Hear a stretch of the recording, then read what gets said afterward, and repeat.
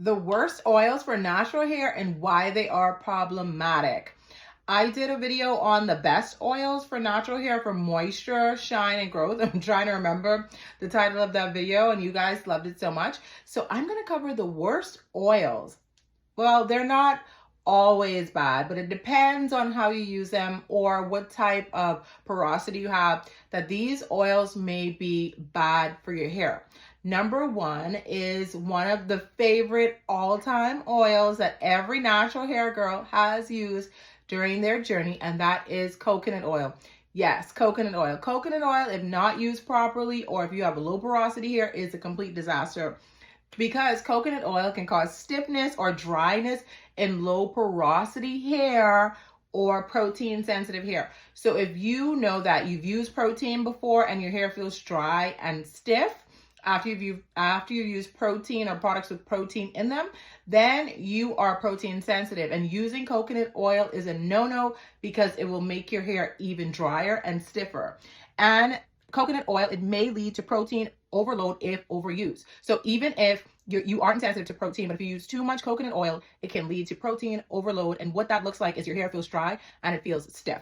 Number two would be castor oil. We all love castor oil. Castor oil is one of the best oils to use, yes.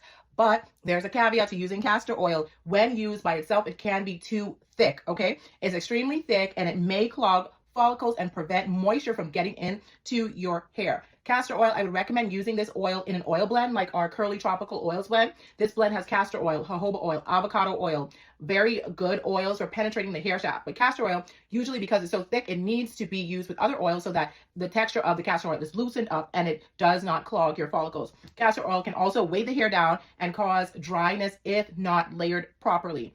I'm going to talk about that in another video, how to apply your oils properly, because you could be applying oils, but you're causing your hair to be drier because oil is not a moisturizer, it's a sealant. Number three is olive oil. I love olive oil, but olive oil can be one of the worst oils for natural hair. Why? Because it's heavy and it can be greasy if you have fine hair. So if you have fine hair or low porosity hair, olive oil may be too heavy for you.